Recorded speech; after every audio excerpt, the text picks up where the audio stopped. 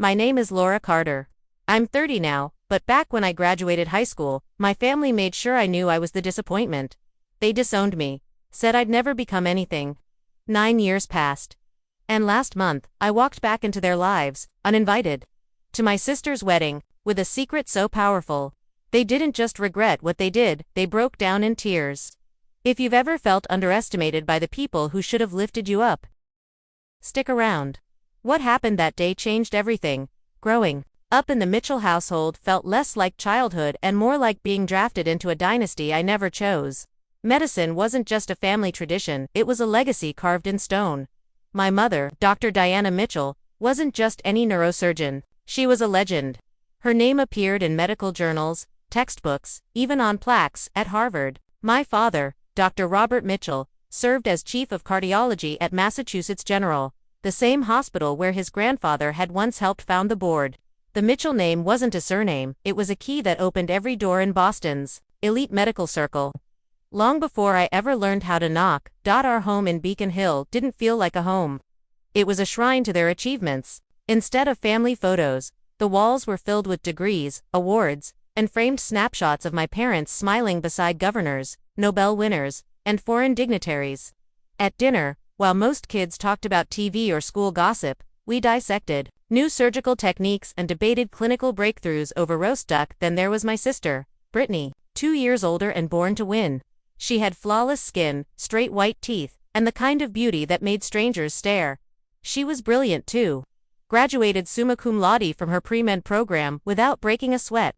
To my parents, she was proof the Mitchell bloodline was still pure gold.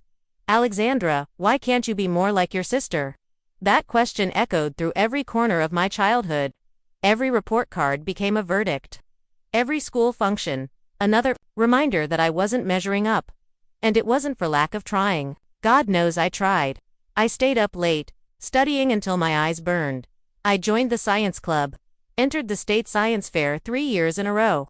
But where Brittany soared naturally, I clawed for every Mness. Whenever I brought home anything less than perfection, my mother's look of quiet disappointment cut deeper than any punishment. By the time I was 12, I found something that lit me up: business. I started a dog walking service in our neighborhood. In a few months, I had 15 clients, kept meticulous records, printed flyers, and even hired 2 friends to help. It made me almost $200 a week. And for once, I felt proud of something that was mine. Until my mother found out. Dog walking. Like some hired help. She sneered across the dinner table. Mitchell's heal people, Alexandra. We don't pick up after animals. My father, barely looking up from his journal, added, this business nonsense is distracting you. Prem requires focus. I tried to explain what I'd learned: supply and demand, customer retention, profit margins. But my mother just waved a manicured hand and silenced me. Save the merchant talk for shopkeepers. It's beneath you. Even my appearance became a point of quiet warfare. While Brittany inherited our mother's elegance and slim frame, I took after my father's side: rounder face, stockier build. Nothing about me ever seemed to please her. They used to say, stand up straight, Alexandra. No one will take a slouching doctor seriously. And just like that, my shoulders were yanked back, painfully, like posture could somehow fix everything. I wasn't. Sometimes she'd glance at me and sigh. Maybe if you did something with your hair, people would notice your eyes instead. These comments always came right before family events, ensuring I'd spend the whole evening shrinking into my own skin. By high school, the contrast between us was impossible to ignore. Brittany, the family's golden child, had already graduated valedictorian and gone off to Johns Hopkins, chasing medals like they were oxygen. And me, I was fighting tooth and nail through science classes I never even wanted. Pretending I was born to wear a white coat. I actually loved economics. Business studies lit me up in a way biology never could. But that didn't matter to them. The story had already been written. Brittany, the stunning genius. Me, the forgettable one fumbling through her inheritance. At family gatherings, the routine never changed. Relatives would beam with pride at Brittany's latest triumphs, then pivot to me with forced smiles and sympathetic eyes. Still figuring things out, Alexandra? It felt less like a question and more like a diagnosis. By senior year, I'd made a choice. Secretly, I applied to business schools, none of that pre-med nonsense. I kept my grades solid across the board, but what I really cared about was mine alone. I launched a small business selling customized study planners. It started as a side hustle, but soon, it was catching on in high schools all over Boston. Still, I told no one. I could already hear their dismissal. Cute little project. Like success only counted if it came with a stethoscope. My graduation day should have meant something. Instead, it became the first crack in the wall between me and the Mitchell name. I stood there, diploma in hand, honors earned with no shortcuts, and watched my mother check her watch. My father. He was scrolling through patient charts on his phone. Neither of them looked up when they called my name. Later that evening, they hosted a dinner in my honor, so they said. Really, it was another PR stunt for the Mitchell medical dynasty. The house gleamed like a showroom. My grandmother flew in from Chicago. My parents' colleagues filled the room, each one accompanied by perfect offspring in crisp white coats. The table was set with our best china, the kind that only comes out when the family legacy's at stake. But we all knew, my graduation wasn't the reason for this gathering. I was just a footnote. My father raised his glass, smiling like a politician. To Alexandra, who graduates today and begins her journey toward becoming the newest Dr. Mitchell, this fall at Harvard Medical School. Pending her acceptance, of course. My stomach nodded. There it was, my future, scripted without a single line written by me. But in my pocket, something burned against my palm. An early admission letter from Wharton. I'd carried it for weeks, waiting for the moment I'd need courage more than comfort. And this was it. Actually, I said, my voice surprisingly steady, I've decided to study business at Wharton. I was accepted. It started with a single sentence. I got into Wharton. With a partial scholarship. The silence that followed was deafening. My mother's champagne glass hovered midair, her hand frozen like a statue. My father's smile twisted stiff, unnatural, like it had been carved into stone. Across the table, Brittany, home from med school just for this dinner, lowered her water glass with a smirk tugging at her lips. What a strange little joke. Alexandra, my mother said eventually, her voice tight as piano wire. Perhaps save the theatrics for after dessert. It's not a joke, I said quietly, pulling the acceptance letter from my bag. I've been interested in business for years. This is what I want. My father's face flushed a deep, dangerous red. Put that away, he growled, under his breath. We'll discuss this later. In private, but my mother had already snatched the letter from my hands. Her eyes scanned it rapidly, each line seeming to harden her jaw more than the last. This is absurd, she snapped. Unacceptable. No Mitchell has ever gone into trade. We are a family of doctors, healers, not merchants. Business isn't just about selling. Mother, I tried. I want to revolutionize healthcare from the inside. Make hospitals more efficient. Improve enough. My father roared, slamming his palm against the table. The crystal jumped. You've humiliated us enough tonight. I could feel every pair of eyes at the table boring into me. Aunt Patricia, my mother's sister, and another surgeon leaned toward my grandmother and whispered loudly enough for the entire room to hear. She's always been ... different. Not really Mitchell material, if you catch my drift. Thomas, my cousin, the golden boy, already knee-deep in residency at 24, offered me a half-farted smile, filled with pity. I suppose medicine's not for everyone, he said. Some people just don't have the intellect. The dinner unraveled. Quickly after that, my parents held their masks of civility until the guests were gone. But as soon as the door clicked shut, the storm broke. My mother spun around, fury in her eyes. How dare you? She hissed. How dare you make a spectacle like that? Do you even realize what people will say? The Mitchell daughter. Peddling products instead of saving lives. I'm not going to be selling products, I argued, my voice cracking. Business school, I don't care what it teaches.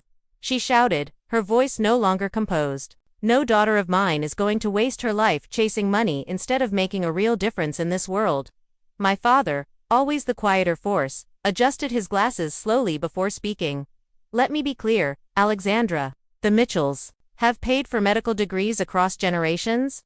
We will not fund some ... commercial detour. If you insist on this path, you'll do it on your own. Fine, I said, my throat burning. I have a scholarship. I'll work for the rest. It's not just about money, my mother snapped. It's our legacy, our name. If you go down this road, you go without the Mitchell name. And then, as if that wasn't cruel enough, Brittany finally spoke. Her voice was syrupy sweet, but laced with venom. You always were the ugly duckling, Alex. Not smart enough for med school. not pretty enough for much else. Maybe selling things is more your level. That hurt more than anything my parents had said. Especially coming from her. We used to be close, Brittany and I, before the grades. Before the ranking. Before our parents made sure we knew which daughter they actually wanted. Favoritism didn't just divide us, it hollowed out everything that once held our family together. I still remember the way her words hit, casual, sharp, dripping with a cruelty so effortless it could only have been inherited. She'd absorbed our parents' values like a sponge: status, control, appearances. That night, after another tense dinner, my father made an announcement: family meeting. Tomorrow morning, we're putting this to rest. His voice left no room for negotiation. I barely slept. By dawn, I had a small suitcase packed, just in case.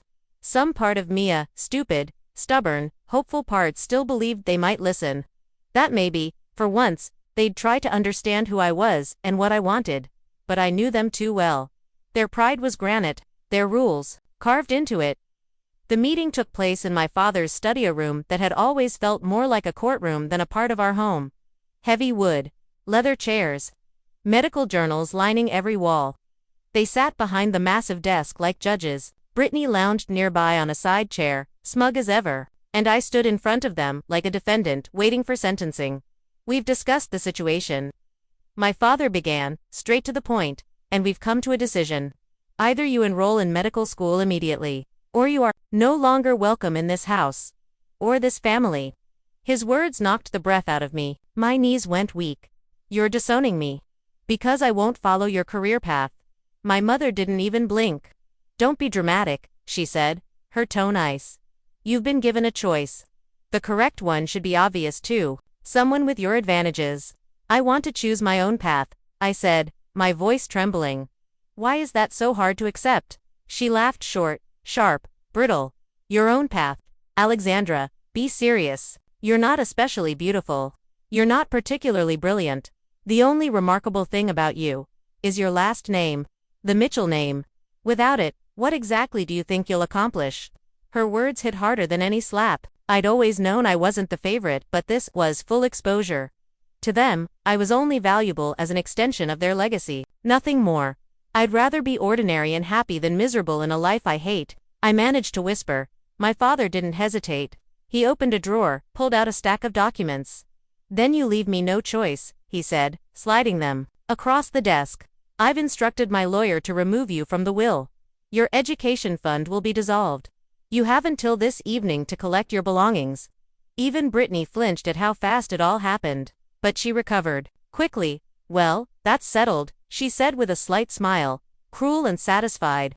I always liked the idea of being an only child anyway. Tears blurred my vision as I watched my father sign away my existence with his Mont Blanc pen, the same one he'd used to sign prescriptions for years. Now used to write me out of their lives. Don't call yourself a Mitchell anymore, my mother said, standing to end the meeting. You've rejected everything the name stands for. I left the room in a daze. Upstairs, I finished packing what little I could carry: clothes, books, my laptop. As I zipped the suitcase, Brittany appeared in the doorway. You could still give in, she said, eyes on her manicure. Tell them you've changed your mind. They'd take you back. Eventually, I stared at my sister, beautiful, accomplished, and completely hollow inside. Her voice, sharp like glass, cut through the silence. Would you really rather live a life you hate than be someone? I held her gaze. If that life makes me feel like I don't exist, then yes. She shrugged, casual and cold. Better than being a nobody. That afternoon, I walked away from everything I'd ever known. Beacon Hill disappeared behind the taxi window, along with the version of me they had tried to mold. I had $200 in my wallet, a suitcase full of clothes, and a heart cracked clean down the middle. I didn't know if I'd ever come back. All I knew was that I'd either make it on my own terms or fall trying. But I'd never, again, let anyone tell me what I was worth. The first few weeks felt like a panic attack that wouldn't end. No more financial safety net. No more comfort, just the echo of rejection. And a scholarship that barely covered my tuition. Wharton, the dream school I'd worked so hard for, was now out of reach. A mirage, dissolving in the heat of reality. Desperate, I called the one person who had never made me feel small. Stephanie Carter. Her voice came through the line like a lifeline. Stay as long as you need, she said. No questions. No pity. Her cramped little apartment became my world. That old couch. My bed, my comfort, my battlefield for 3 long, uncertain months. But reality doesn't wait. And neither did the bills. I hit wall after wall trying to find work. No degree, no experience, no chance. Eventually, I stitched together 3 part-time jobs like patchwork on a sinking boat. Mornings at a coffee shop. Afternoons answering phones at a dusty accounting firm. Weekends folding clothes in a retail store that smelled like cheap perfume and despair. I'd stumble home and collapse on Stephanie's couch. Too drained to even cry. You're killing yourself, she said one night, watching me count a handful of crumpled bills. There has to be another way. I just need enough for state college, I told her. If Wharton's gone, I'll start small. I just need to get my foot in the door. By fall, I had clawed my way to a place at Massachusetts State University. More student loans, more debt, but finally, a way forward. I couldn't afford campus housing, so I found a studio the size of a closet, peeling paint, bars on the windows, a heater that coughed instead of working. 40 minutes by bus each. Right, a moving classroom where I crammed in every ounce of knowledge I could. I loaded up my schedule. Maximum credits, almost full-time work, ramen noodles, black coffee, and stubborn determination that kept me awake long after my eyes gave out. While others whined about deadlines, I kept quiet. They had no idea what it meant to have zero backup, to live with nothing but grit. Then something shifted. During a business management course, one of my papers caught the attention of Professor Williams, a former venture capitalist who had walked away from Wall Street to teach. He stopped me after class, holding my analysis like it was something rare. Your perspective's different, he said. Most students talk about profit. You wrote about patient care. About what actually matters. I told him, carefully, that my family had ties to the healthcare system, and that it was broken in ways numbers can't fully show. The admin chaos. It's crushing the people who are supposed to save lives, I said. That moment changed everything, because that's the day Professor Williams became my mentor. I never imagined that the path to healing would start with someone outside my family. Professor Williams saw something in me that my own blood never cared to look for. He didn't just guide me academically, he opened a door I didn't know existed. He said my distance from medicine's inner circles might actually be my greatest strength. The best innovations often come from outsiders, he told me once. They noticed the cracks the insiders stopped seeing. By my junior year, those words had turned into action. I started sketching the blueprint for what would one day become my company. A software solution to untangle the administrative chaos choking healthcare. The idea wasn't born in a lab. It came from my kitchen table. From years of overhearing my parents and sister rant about paperwork, misfiled records, and the hours stolen from real patient care. Funny, isn't it? The same family that shut me out ended up giving me the clearest vision for my future. I graduated at the top of my class, barely sleeping, juggling part-time jobs, eating instant noodles under the pale light of ambition. The night of my graduation, I didn't have a dinner party. No family hugs. No champagne. Just me, sitting alone in my modest apartment, cleaner now, but still small. Textbooks stacked around me like silent witnesses, business plans taped to the walls like battle maps. I allowed myself one night to feel the weight of it all, the loneliness, the cost, before turning my eyes back to the war ahead. That's when Professor Williams stepped in again. He believed in me enough to co-sign a small business loan with his own name. I've invested in dozens of companies, he said, but none had a founder with your fire. He had no idea what that fire would demand of me. The early days were brutal. I worked out of a shared incubator, crashing on a futon in the corner to save money on rent. Some nights, I'd wake up to fluorescent lights flickering and startup pitches echoing down the hall. Investors weren't impressed. Healthcare is too regulated for disruption, one told me, shaking his head. You don't have the network to break into hospitals, said another. Before brushing past me, each rejection hit hard, but sharpened me. I rebuilt the prototype. I offered equity to 2 brilliant coders who were as hungry as I was. We stopped trying to impress the giants and went straight to the smaller clinics, the ones the tech titans ignored. Slowly, we started landing clients. And with each client came data. Numbers that told a story no one could ignore. We cut administrative workload by 34%, reduced billing errors by 27%, The clinics started talking, sharing results. And then came our breakthrough. A mid-sized hospital, drowning in costs, took a chance on us. 6 months in, their expenses dropped. Patient satisfaction shot up. They became our champions and opened doors we could never have forced open ourselves. That's how we landed our first major investor. A healthcare-focused venture fund offered $2 million for a 15% stake. But honestly, the money wasn't even the best part. It was the validation, the cold, hard proof that we weren't just surviving, we were changing the game. We hired, we leveled up. MedTech Innovations was finally a name people recognized. But me, I kept living like the floor could collapse at any moment. Same apartment, same beat-up car, same relentless hours. That early fear of falling behind never fully left me, like a scar under the skin. Stephanie. She was the only one who could still see through me. One night, she looked at me and asked, softly, will you finally admit you're winning? Why are you still trying to prove something to them? That's what she asked me after one of our strongest quarters to date. And maybe, once, that had been my fuel. But not anymore. Somewhere, in the chaos, something shifted. The fire that once burned from spite had turned into something deeper. Purpose. Conviction.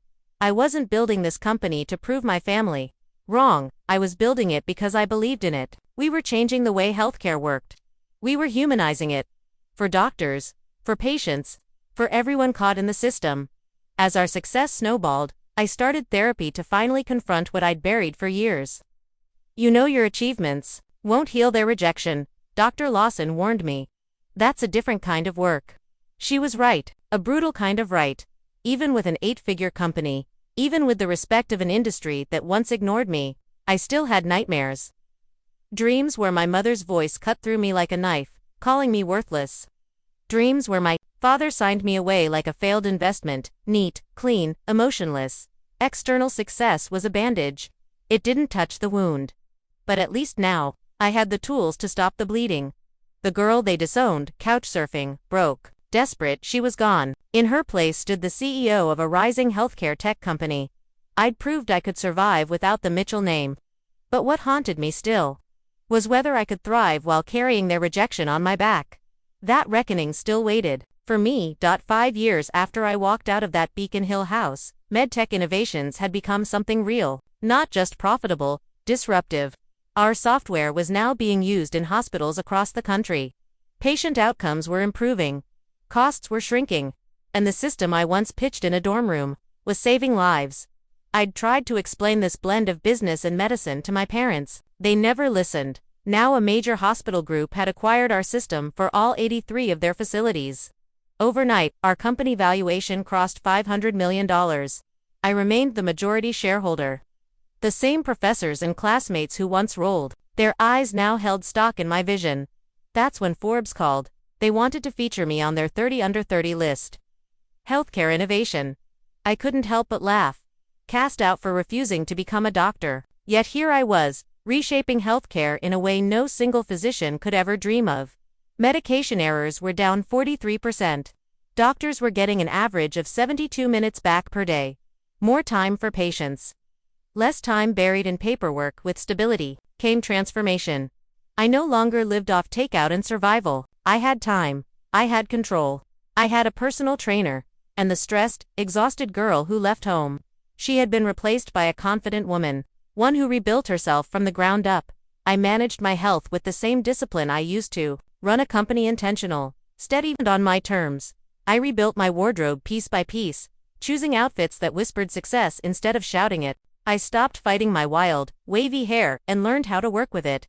And my makeup, subtle enough to feel confident, never like a mask. None of these choices were about pleasing my mother. They were about me, what made me feel grounded and capable in rooms where, like it or not, image still shaped perception. One evening, over a rare shared dinner, Stephanie glanced at me and smiled. "You've blossomed," she said softly. "It's not just how you look though, you look amazing, it's the way you carry yourself now." She was right. For the first time in my life, I didn't feel like I was shrinking under someone else's shadow. Success had given me something my family never could, the freedom to be fully, unapologetically myself. Without Brittany looming over me, I saw what had been there all along, a mind wired for strategy, A heart built for empathy, and a grit that refused to quit. As my company gained traction, so did the media interest. Business journals started calling. Industry blogs wanted interviews. Healthcare innovation was trending and people wanted to know who was behind the tech. Soon, the questions came. You have such a deep understanding of the medical world, but you're not a clinician. Where does that insight come from? I had my answer ready, rehearsed, polished, honest. Mostly, I grew up around healthcare professionals. I watched their dedication and their frustrations. I saw how broken systems made their work harder. It wasn't a lie, but it left out the part about who those professionals were. I never brought up my family not to protect them, but to protect me. I didn't want their names attached to my success. Not out of spite. Out of principle. What I'd built alone. Occasionally someone from the past would reach out to an old neighbor, a distant cousin after seeing my name in an article. Your parents must be so proud, they'd write. They didn't know, and I didn't correct them. I didn't respond at all. I wasn't going to relive that pain or let it define me publicly. As my professional life stabilized, my personal life slowly took shape. I formed deep friendships with other founders, other fighters, people who understood what it meant to build something from scratch. I started volunteering, too. First-generation college students. I saw myself in them, same fire, the same hunger, and helping them. It healed something in me. Then came Michael, a pediatrician at Boston Children's. Our company was rolling out a new system there, and most doctors met us with tight smiles and skeptical eyes. But Michael, he leaned in, he listened, he asked questions. During a training session, he smiled and said, "If this helps me spend more time with my patients and less time clicking boxes, that's worth its weight in gold." What began as professional collaboration soon blurred into something deeper. First, coffee meetings, then dinners, then whole weekends spent together. Michael's kindness wasn't reserved for his patients, it radiated to everyone around him. With him, I felt safe enough to share parts of myself I had long buried. Even the ugliest ones. Even the ones stamped with my family's rejection. After I told him everything, he didn't flinch. "They threw away someone extraordinary," he said quietly. "That says everything about them. And nothing about you." Michael didn't just make me feel seen, he helped me start to heal. For the first time in years, I imagined a future I actually wanted. A life that included marriage, maybe even kids. A family not built on status or tradition but love, acceptance, and choice. But whenever we talked about the future, something inside me pulled back.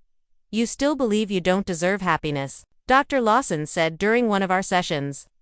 "A part of you still accepts their version of youth, that you're less, that you're not enough." She was right. No matter how much I had achieved, some part of me still clung to the shame they planted in me. If I wanted to move forward, I had to face what I'd been running from. The opportunity came unexpectedly. I was flipping through a Society magazine in a salon when my eyes froze on a name: Brittany Mitchell. There she was. My sister, radiant and perfect in the engagement section. Her arm linked with a man named Dr. James Richardson. His credentials sparkled, a rising star in medical tech. Their wedding, scheduled at the Rosewood Hotel in Boston, just 6 weeks away. My stomach dropped. Dr. James Richardson. I knew that name. He was the lead for a massive tech integration at Massachusetts General, one of our company's biggest clients. We'd never met directly, but his team worked closely with ours. When I showed Michael the announcement, he didn't react with shock, just quiet observation. "Is this something you'd want to attend?" he asked. "You could probably get an invitation." The very thought made me nauseous. They wouldn't want me there. "Maybe not," he said gently, "but do you need this? For you, would seeing them help you let go?" After hours of reflection and deep sessions with Dr. Lawson, I made my decision. I wasn't going to ask. I wasn't going to seek approval or permission. I would show up, not to cause drama, not to make a scene, but to finally confront the ghost of the girl they left behind. After 9 years, I was going back to the family who once declared me worthless. Back to reclaim my own story. Michael helped me pick a dress. Elegant, sharp, subtle enough not to provoke, powerful enough not to be overlooked. As I tried it on, he adjusted the hem and looked me in the eye. "Remember," he said, "you're not going there to earn anything. Not their praise, not their love, not even their acknowledgement. You're going for you."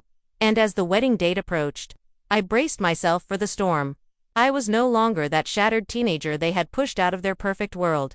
I was Alexandra Mitchell, CEO of a company redefining the very system they once worshipped, and whatever happened inside those marble halls of the Rosewood Hotel, I would be ready. That night, I wasn't just returning, I was reclaiming something. I would face them not as the outcast they once cast aside, but as their equal. No, more than that, as someone they never saw coming. The Rosewood Hotel shimmered beneath the city lights, every corner polished to perfection. Outside, valets danced between black-tinted luxury cars, while doormen welcomed a parade of perfectly dressed guests through golden glass doors. I sat across the street in my car. Engine off, heart pounding. "You don't have to do this," I whispered, hands tight around the steering wheel. 9 years. 9 years away from this family, building a life on my own terms, free, successful, mine. I could leave now, disappear back into that freedom, untouched by their judgment. But then I heard Dr. Lawson's voice echoing in my mind. "You'll never fully step into your future until you stop running from your past." I looked into the rearview mirror. The woman staring back at me wasn't the same girl who left with a suitcase and tear-streaked cheeks. She had grown into her features. Hair that once fought every brush now framed her face in effortless waves. The dress was tailored to perfections, subtle, elegant, expensive. The kind of look that whispers power instead of shouting it. I took one steady breath. Then I stepped out, handed my keys to the valet, and walked toward the entrance like I belonged there, because I did. The sign in the lobby directed guests to the grand ballroom. I followed the flow, head held high, invitation in hand, heels silent against the marble. The room was a spectacle. White orchids cascaded from crystal vases, chandeliers bathed the scene in soft golden light. Guests moved in clusters of laughter and champagne, waiting for the bride to make her entrance. No one noticed me yet. I drifted toward a quiet spot near a lavish floral display and watched, and then I saw her, my mother. Dr. Diana Mitchell stood among a group of admirers. She was accepting congratulations as if she were royalty, basking in her daughter's latest achievement, marrying into another powerful medical dynasty.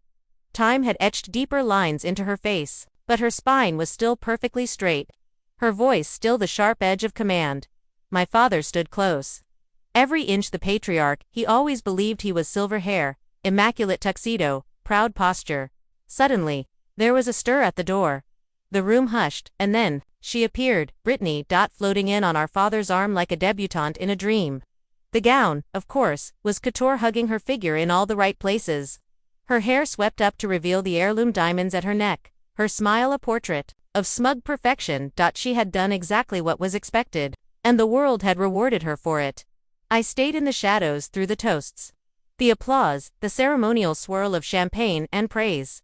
But when the crowd began to loosen, when movement returned to the room, an elderly woman brushed past me and froze mid-step. Her eyes squinted behind gold-rimmed glasses. "Alexandra?" she asked, voice trembling with surprise. "Alexandra Mitchell. Is that really you, dear?"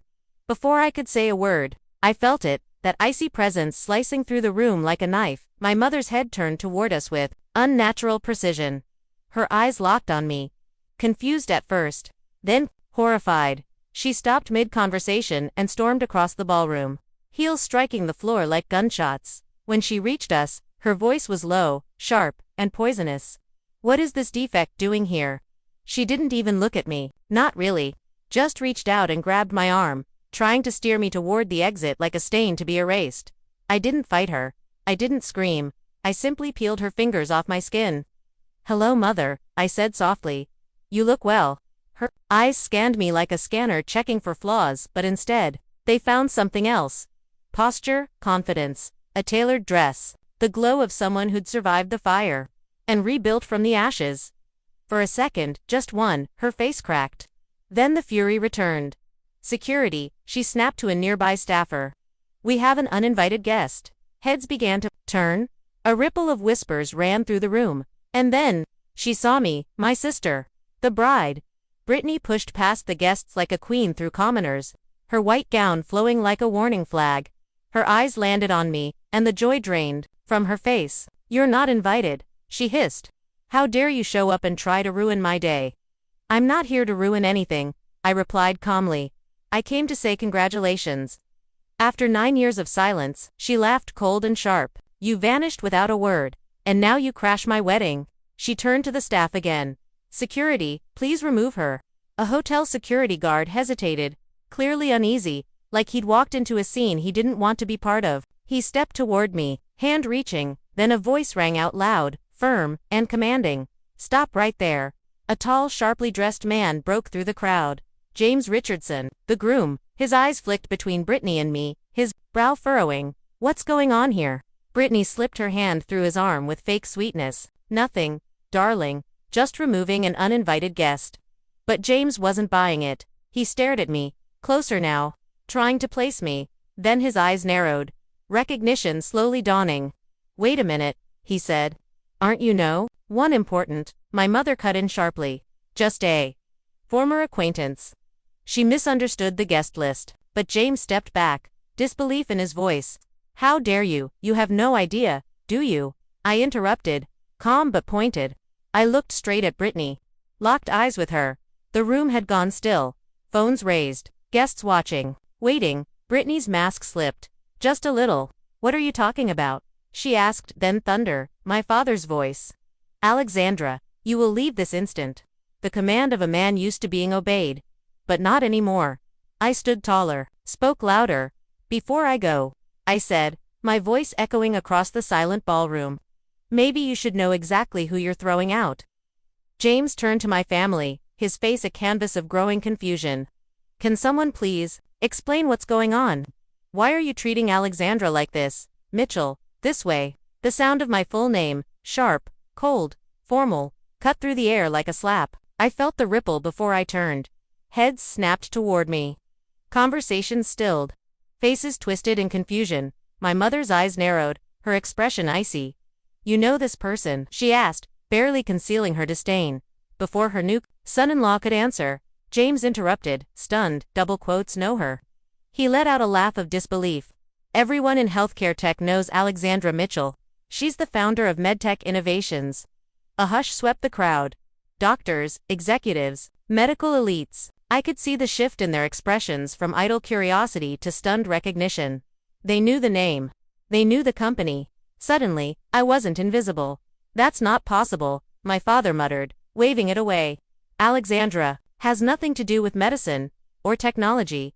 James blinked. He looked at my father like he'd just sprouted horns. Sir, with all due respect, her systems are used in over 200 hospitals, including Massachusetts General, where both of us practice. Color drained from my father's face. My mother turned to me then, eyes darting between James and the murmuring crowd, calculating. Her smile appeared like a switch flipped on. Alexandra, she said warmly, reaching out as if nothing had happened. There seems to have been a misunderstanding. Of course, you're welcome at your sister's wedding. I took a step back, dodging her touch with quiet finality. A misunderstanding, I said, letting the words hang. A moment ago, I was a defect, something to be removed. Phones were up now, discreet, but not hidden. This was no longer a private family matter. It was a spectacle, and the rich couldn't look away. Brittany, in her pristine wedding gown, stood frozen, her smile gone, her day unraveling. We should talk in private, my father offered, voice trembling under the weight of watching eyes. I looked at him, really looked, and replied, that window closed years ago. 9 years, to be exact. You made it very clear. I was no longer part of this family. Because I chose business over medicine. You said I'd never become anything without the Mitchell name behind me. Then I turned to the crowd. What none of you knew is this: the Mitchells disowned their youngest daughter for daring to choose a different path, threw me out, gave me a suitcase and a warning: never use the family name again. Gasps followed, audible, genuine. Some guests looked appalled. Others couldn't look away, like watching a surgeon slice open a secret. Well, I continued, turning back to my stunned parents. I kept my promise. I built my company, my name, my future, and ironically, I may have done more to improve patient care than most individual doctors do in a lifetime. Brittany was staring at me now, blank, dazed anger flickering behind her confusion. James looked caught between two worlds, trying to piece together the fragments. I think, he said slowly, glancing at both of us. We have a lot to talk about. We moved to a side room, away from the ballroom but far from private. Whispers still trailed us. Eyes followed. I could feel the footage uploading in real-time. James sat heavily into a chair, loosening his body. He looked like he'd walked into the wrong story. Let me get this straight, he said, looking between me and my parents. You haven't spoken in 9 years. Because they disowned you. For studying business instead of medicine. My mother, ever the strategist, leaned in, voice suddenly syrupy. James, dear, family matters are never simple. Alexandra made certain choices. She's the one who built the system our entire hospital network runs on. James said, cutting through the tension. The same system that pulled Mass General back from the brink when Medicare slashed reimbursements 3 years ago. My father's head jerked up. What are you talking about? James looked genuinely stunned. You didn't know? The hospital was bleeding, money drowning in billing errors, bloated admin costs, MedTech cut overhead by 27% in the first year alone. The board calls it the most critical decision of the last decade. Then he turned to me. That's why I've been trying to meet with you for months. I had no idea you were related to Brittany. We're not, my mother snapped, her tone like ice. Alexandra rejected this family. I didn't flinch. No, I said, my voice steady. You rejected me. You said I wasn't a Mitchell anymore because I wouldn't follow your perfect little blueprint. Brittany had stayed silent until then, her flawless wedding makeup now smudged, streaked by angry tears. You could have reached out, she whispered. In 9 years, not one call. I looked at her. Would you have answered? She didn't respond. Her silence said everything. The door opened. An older man stepped in, suit perfectly pressed, presence commanding. Dr. Harold Winters, chairman of the board at Massachusetts General. He stopped in his tracks when he saw me. Miss Mitchell, I didn't expect to see you here. His eyes scanned the tension in the room. Is everything all right? James stood. Did you know Alexandra is Dr. Robert Mitchell's daughter? Dr. Winters turned toward my father, then back to me. You're that Mitchell. The one who, he paused as realization dawned. Oh my God, the anonymous donor. It's you. Now I was the one caught off guard. I had made substantial charitable contributions to hospitals that implemented our system, including a multi-million-dollar gift to Mass General's Tech Modernization Fund. All anonymously. I didn't want my name tied to theirs in any public way. You're the one who donated $15 million. My father asked, almost choking on the words. The one who funded the pediatric tech wing. Dr. Winters nodded, now visibly uncomfortable. For years we've been trying to publicly recognize her contributions. She refused every time. Then he looked at me with a mix of admiration and regret. I didn't know about your family. If I had. The room went silent. I could almost hear the sound of my mother's worldview cracking. She didn't speak for several long seconds. And then suddenly, her entire expression changed. Gone was the coldness. In its place, calculation. Then, warmth. Artificial. Practiced. Alexandra, she said, her voice soft and almost maternal. There's been misunderstanding. Clearly, we've always been proud of you. She reached out slightly, like an actress delivering her final line. Maybe it's time we put the past behind us and come back together. As a family. Her words were sweet on the surface, but underneath, I felt the same cold calculation. 9 years of silence. 9 years of pretending I didn't exist. And now, because I had become successful, because I had made something of myself, she wanted to erase it all, like none of it ever happened. I looked her in the eyes. My voice calm, but unshakable. That's not going to happen. I wasn't there for revenge. I wasn't chasing reconciliation either. What I needed, what I deserved, was closure. I reached into my clutch and pulled out a folded piece of paper, a letter I had written years ago. Back in therapy, Dr. Lawson said I should write it, even if I never sent it. But now, here we all were. So I unfolded it slowly, and I read, Dear family, when you disowned me, it wasn't just about the money. You sent a louder message, one I'd been hearing my entire life. That my worth was conditional. That love had to be earned. That I was only valuable if I followed the script you wrote for me, and I believed you. For years, I thought I was broken, not pretty enough, not smart enough, not enough. I pushed myself to exhaustion, first to earn your approval, then to prove something to the world. And finally, just to convince myself that I mattered. But now I see the truth. The flaw was never in me. It was in your definition of success. In your refusal to see value in paths you didn't understand. In the way you withheld love and called it discipline. A parent's job is to help their child become who they truly are, not to force them into a mold of who they wish they were. I don't hate you. That would take too much energy. Instead, I've learned to be the parent I needed, one who supports, accepts, and celebrates the journey, my journey, the company I built. It helps real people, millions of them, including, ironically, the hospital where you still practice. I didn't build it to prove you wrong.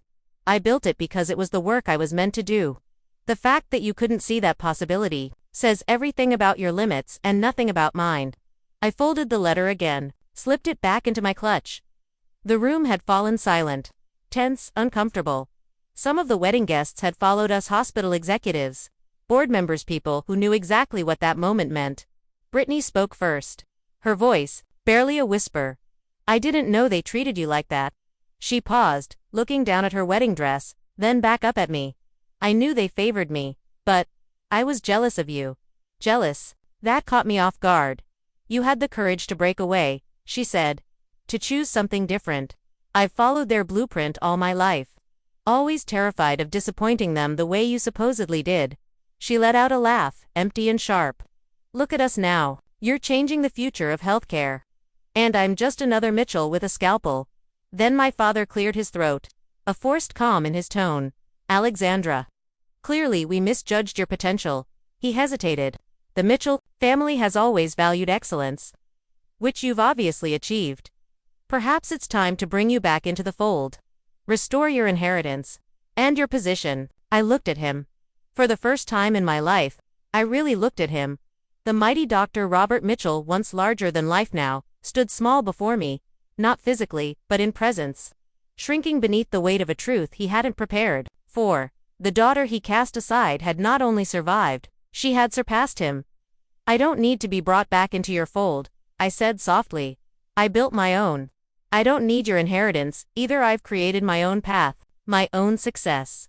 And I certainly don't need your approval, ... Especially now that it only seems to exist because I have money to show for it. My mother started to protest, but I raised a hand. I didn't come here to shame you. Or to make a scene. I came because there was one last fear I had to face. The fear that maybe you were right about me. That without your acceptance, I'd never be enough. I looked them both in the eye. But now I see it clearly. I was never the broken one in this family. A silence followed, deep, stunned. Then James stepped forward, his gaze shifting between Brittany and me. I didn't know, he said. She never told me she had a sister. Because they taught me to erase her, Brittany said quietly, tears spilling down her cheeks. To act like she never existed, like she was a stain on our image. Then she looked at me. I'm sorry, Alex, I was cruel to you.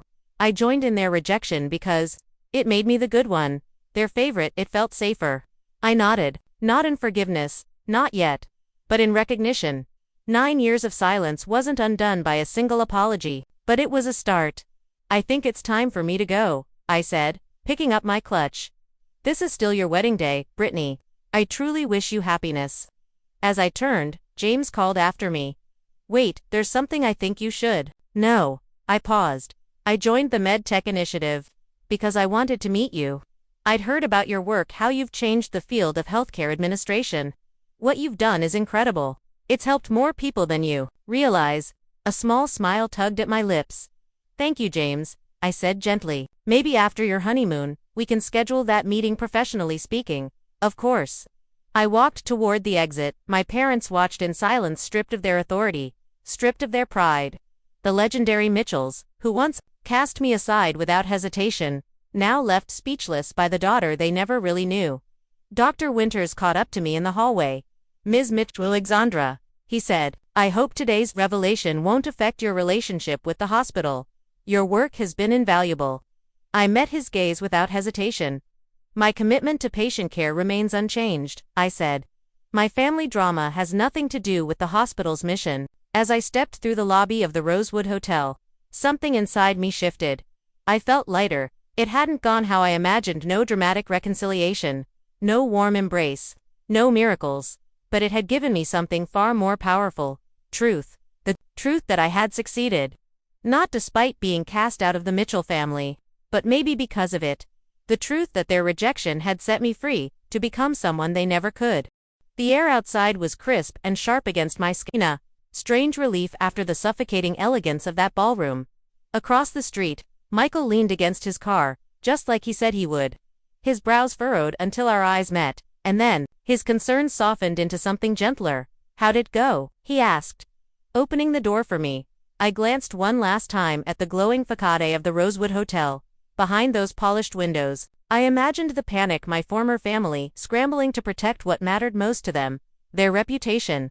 It went exactly how it needed to, I said quietly, sliding into the seat. Michael pulled away, and with every turn of the wheels, that glittering monument of pretense faded into the rear view. We were leaving the scene of a controlled detonation. The aftermath hadn't fully hit me yet, but I knew this. After 9 long years, I had returned not as the rejected daughter they once discarded, but as a woman whose success they couldn't erase no matter how much they wished to. Michael glanced over. "You're quiet," he said. "Are you okay?" It was an honest question, and one I took seriously. Was I okay? The confrontation hadn't been clean or cathartic. It hadn't followed a perfect script, no villainous disownment, no teary apology, no redemptive hug. It was raw, messy, human. My parents' reactions were sharp with calculation the moment they realized who I'd become. Brittany, of all people, had let slip a flicker of envy, and the Mitchell family illusion. It had cracked under the weight of reality, right in front of Boston's finest. "I think I am," I finally said. "Not victorious. Not broken. Just free." Michael reached across the console and gently squeezed my hand. "Freedom looks good on you." In the days that followed, the shockwaves rippled through Boston's elite like whispers in a marble hallway. Dr. Winters called to update me. She always had the pulse on everything. "Your parents are doing damage control," she said dryly. "The hospital board saw the video. There's concern about your father's judgment, considering how he treated his own daughter." The irony was bitter. Their entire brand was built on the illusion of perfection, she added. This complicated that. The younger version of me, barely out of high school, aching for validation, might have found satisfaction in their unraveling, but the woman I had become, she knew better. Their titles, their awards, their pristine social image, it all rang hollow now, because what they failed to give, the one thing that mattered most, was unconditional love. 2 weeks after the wedding, Stephanie came over for dinner. Her grin lit up the kitchen as she poured herself a glass of wine. "So," she said with a wicked gleam, "you crash your sister's wedding, reveal yourself as a secret millionaire, and expose your family's dysfunction in front of half the medical community." She raised her glass. "Just another Saturday night for Alexandra Mitchell." I laughed, surprising even myself. "When you put it like that, it sounds like something out of a soap opera." She gave me a look, half amused, half serious. "Life usually does. But the real question is, did it give you what you needed?" I swirled the wine in my glass, letting her words settle. "I think it did," I said finally. Not because I embarrassed them, not even because I proved them wrong, but because, for the first time in my life, I finally saw them for who they really are. They were just people, flawed, insecure, clinging to titles, status, and the illusion of perfection, like a lifeline. And for the first time, I saw them for what they really were. Not gods. Not giants. Just humans. And I realized something life-altering. I didn't want what they had. Not the applause. Not the polished image. Not the hollow version of success they'd built their lives around. Because that kind of success, it comes without joy. Without connection. Without soul. The confrontation at the wedding, as brutal as it was, had given me something years of therapy hadn't quite delivered. Clarity. Their rejection had carved wounds deep into my identity, but their acceptance would have never healed me. That healing, it had to come from within. From building a life that felt right in my bones, not just impressive on a resume. And so, in the months that followed, I made space for that kind of life. MedTech kept growing, but I stepped back, delegated the day-to-day to my executive team, and for the first time in years, I breathed. I poured my energy into something personal, something real. The fresh start. Foundation, scholarships, mentorship, a support system for young people, cast aside for choosing their own path. I can't change what happened to me, I told the board the day we launched. But maybe I can keep someone else from walking that same lonely road. To my surprise, support poured in from unexpected places. Physicians, who'd been at the wedding, professors, donors, even doctors with kids of their own struggling under the weight of expectation. Dr. Winters respected, connected, joined our advisory board. And during our first meeting, he leaned in and said something I'll never forget. Your story. It resonates more than you think. So many of us raised children for the life we wanted, not the life they need. Every scholarship we awarded became a lifeline. A message that said, you matter. You don't have to choose between being yourself and being loved. And for the first time in my life, I became the mentor I had needed. The one I never had. 6 months after the wedding, I got an email. Subject line, "Can we talk?" It was from Brittany. We met at a quiet cafe in Cambridge, neutral ground, far from the Beacon Hill ballroom where everything had exploded. She looked different. No bridal glow. No perfect makeup. Just a woman stripped down, maybe for the first time. James and I are separating, she said, cutting straight to it. He says he can't stay married to someone who participated in the kind of emotional abuse our parents inflicted on you. I blinked. That, I hadn't expected. I'm sorry, I said gently. That was never my intention. I know, she sighed. It's not your fault. She stirred her coffee, not drinking it. Seeing you at the wedding, seeing who you've become in spite of them. It made him question everything. Who I am. Who they are. Who we all pretended to be. I stayed quiet. Let her sit with the truth. Then she said something that caught me off guard. He's right, you know. I was complicit. She looked up at me. No defenses, no mask. I watched them tear you apart. And I let it happen. Because the more they crushed you, the more they praised me. I didn't flinch.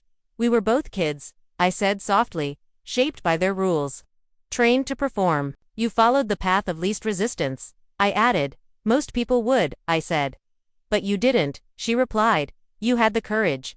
To be. She looked up at me, locking eyes, unflinching, sincere. I admire that, she said, more than I can put into words. The way you stood your ground. Even when it cost you everything. It wasn't an instant reconciliation. Trust, once shattered, doesn't click back into place like puzzle pieces. It's slow, hesitant, sometimes awkward, but it was a beginning. A fragile bridge over 9 years of silence. We started small, monthly coffees, guarded conversations that slowly peeled back layers of resentment. We were building something new, something cleaner, a sisterhood that no longer had to carry the weight of our parents' expectations. My parents, however, proved far less capable of real change. Their attempts to reclaim me publicly as their daughter fell flat. When that didn't work, they retreated into what they knew best, hollow words and revisionist history. My mother sent a carefully composed email that read more like a press release than an apology. We only wanted what was best for you, even if our methods were ... imperfect. My father followed with a bland offer to put the unpleasantness behind us.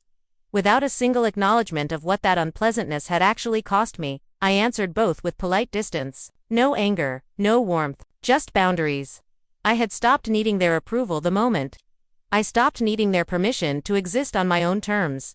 That desperate hunger, the one that once consumed me, had been replaced by something steadier. Self-acceptance. 3 years after that confrontation in the ballroom, the call came. It was Brittany, her voice quieter now. Softer. She's asking for you, she said. The doctors say, less than 6 months. My mother had pancreatic cancer. Fast, aggressive, unforgiving. Deciding whether to visit wasn't easy. I wrestled with it in silence. Dr. Lawson, my therapist, gave me the clarity I needed. Forgiveness doesn't have to mean reconciliation, she told me gently. You can let go of anger without reopening old wounds. And so I went. Not out of duty. Not to heal what couldn't be healed, but out of compassion for myself as much as for her. The woman I found in that hospital room wasn't the towering force I remembered. She was frail, yellowed, a ghost of her former self, swallowed by the same medical world she once held. Above all else, she looked at me with eyes that had lost their sharpness. You proved me wrong, she said, voice barely more than a whisper. I didn't think you could succeed without us. It wasn't the kind of apology I once begged for, but maybe, just maybe, it was the only truth she could offer. I accepted it as such. I succeeded because of who I am, I said softly, not because of, or in spite of the Mitchell name. We didn't get a fairy tale ending. No sweeping deathbed embrace. No tearful reconciliation. But we found something else, a flicker of peace. I forgave her not because she earned it, but because the weight of resentment had grown heavier than I could carry. When she passed, 2 months later, I stood at her funeral side, Brittany. Doctors and colleagues offered condolences. Some remembered me from before. Others only knew my name now, from the work I'd done on my own terms. Life moved forward, reshaping itself in ways I never expected. Michael and I were married in a small ceremony. No tuxedos. No press. Just the people who mattered. Stephanie, Professor Williams, friends we had chosen, and the scholarship recipients from my foundation. Bright, fierce young minds who had become like family, like younger siblings I once wished I had. Brittany came alone that day. We weren't fully healed, but we were trying. And for the first time in a long time, our connection felt real. Medtecha had expanded beyond borders. I began speaking publicly, not just about innovation or business strategies, but about resilience, about identity, about what it means to lose everything you thought defined you, and still rise. I never dragged my family's name through the mud, but I never lied about what happened either. It shaped me, but it didn't own me anymore. The greatest freedom, I once told a graduating class, isn't found in proving someone wrong.